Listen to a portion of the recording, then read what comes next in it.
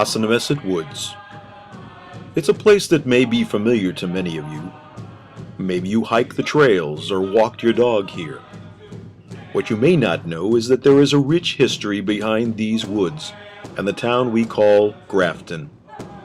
Here there lived a tribe of Native Americans called the Hassanamesit. Hassanamesit means place of small stones. When the English colonists came in the 1600s, some of the tribe members converted to Christianity and became known as Praying Indians. The Praying Indians were those of the indigenous people in what we now know as New England who responded to the gospel. The people who were converted no longer participated in the powwowing, and consequently they prayed to God. And so the Indians called those members of their community who had turned away from the powwow to pray to God as those who pray to God, and they became the Praying Indians. Only a remnant of them responded. The first ones who responded to the gospel were of the Massachusetts tribe. Native was first, Hunkapop was second, and Hassanamesit was third. It went on to 14, and they all believed in the Christ and practiced their belief. John Eliot, the apostle to the Indians, would travel from Roxbury to various tribes and share the gospel message.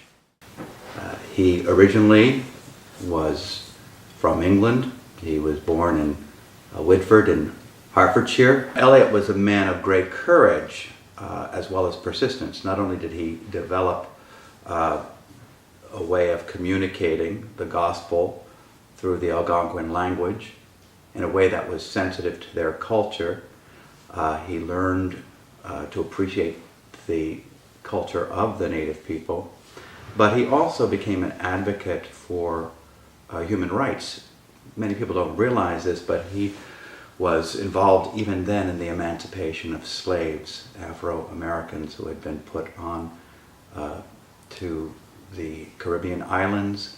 He worked to liberate them. He always had a heart for reaching out to different cultures. Part of the Massachusetts Bay Colony Charter was that they would bring the gospel to the indigenous people of the New World. And that was a very difficult thing to do because the Algonquin language was so difficult. He began to reach out to the native people, learning their language from other Indians, Kukanoa from Long Island, and also Job Nasutan helped him develop a dictionary, a grammar, and by 1660 he had translated the entire Bible into the Algonquin language. Unlike other places in the country where from tribe to tribe, the folk next to you would speak a different language and you couldn't understand them. That was not like that in New England. John Eliot established the praying villages as a response to the desire of Tohotawan to learn more of how to live out the Christian life as a community. After these villages were established, and King Philip, who was the heir of Massasoit of the Wampanoag tribe, attacked the English, he had come to the point where he realized that either the English would be driving them out of their land or they would have to drive the English back to England. And the warfare of the native people was very different from the warfare of the Europeans, and so it was very difficult for people to understand how their houses would be burned to the ground and how women and children would be killed. So there was terror and a lot of profiling going on, not unlike what we see today in different parts of the world. The English became distrustful of all Indians, whether or not they were thinking the way King Philip was, or whether they were even spiritually aligned with believers. So the Christian Indians of the praying villages had to make a decision. Are we going to side with our native brothers, or are we going to side with our spiritual brothers? They made the choice to side with their spiritual brothers, the English. However, the English, being so terrorized, were not so welcoming. Without the help of the praying Indians, the outcome of the King Philip Wars would have been very different. And it was the praying Indians, Waban and others, who proposed to the English that if we could just live together in unity, and if some of the English could live in the praying villages, then there would be a wall of defense against the aggression of King Philip.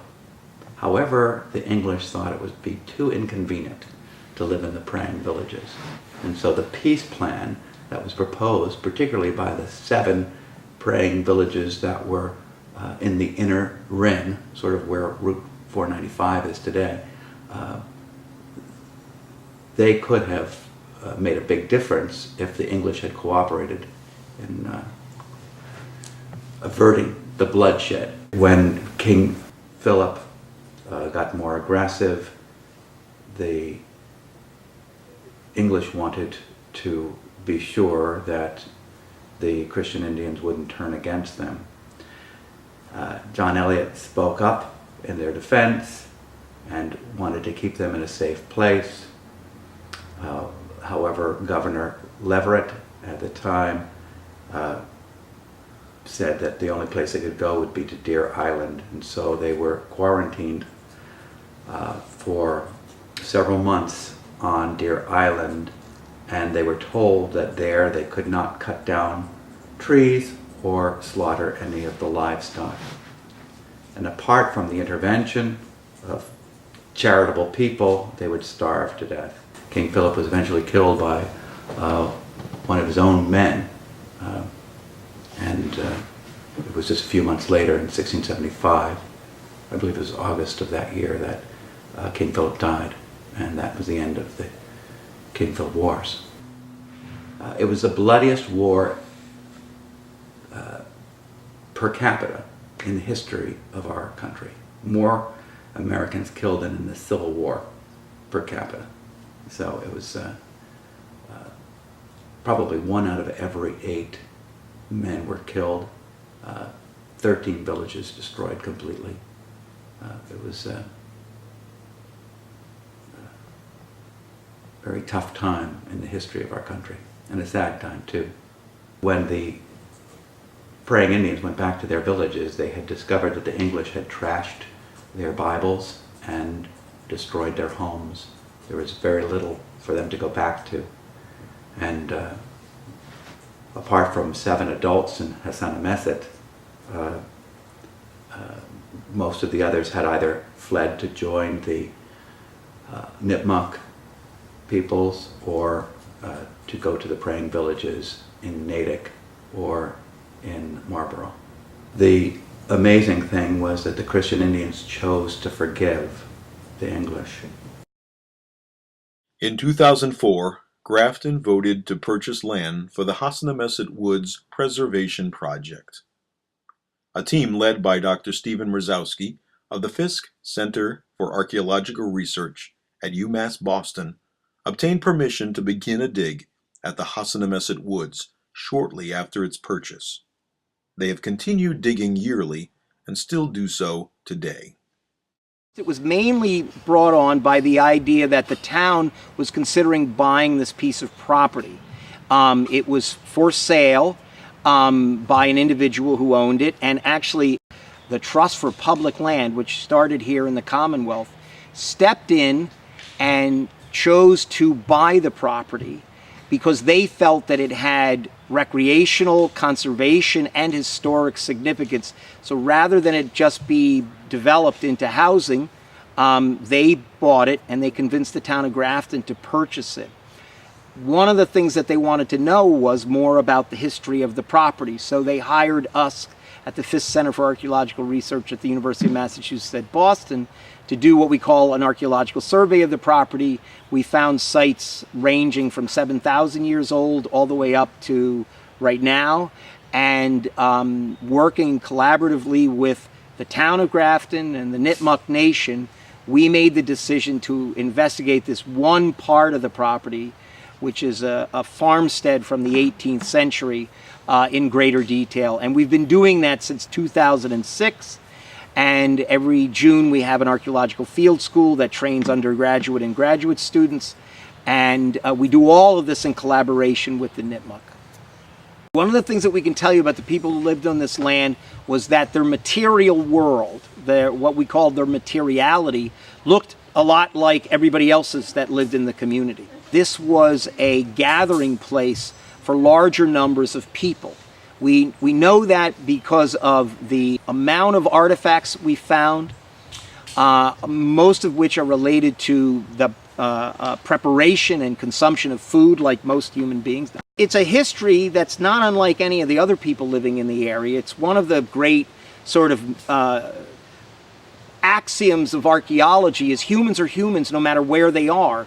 They may be different in some important ways culturally, but biologically, genetically, everybody's exactly the same. The newest thing that we learned is actually something that the native peoples of this area have known for a long time, which is the idea that they were moving towards extinction was just that, an idea, and it wasn't real. We will now have a history of this moment in time that is very different than the history that we imagined was here. That history will ultimately be fed back to folks like you and students in the town.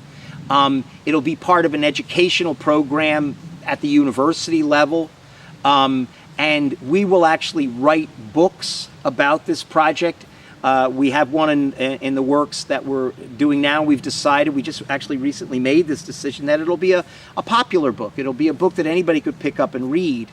And in addition to that, we now know a lot more about this piece of property and the way it needs to be managed from here on out. And I have to say that the people who handle that part of it, the Hassanamesit Woods Management Committee, has done a remarkable job here. So this piece of property is allowed to basically remain as it is. And that's a very good thing from an ecological point of view, but also from an historic point of view. So I think we fulfilled our mission to capture the history that's here, because when we're done, we'll fill everything in and leave things behind, and then nobody will dig here probably ever again.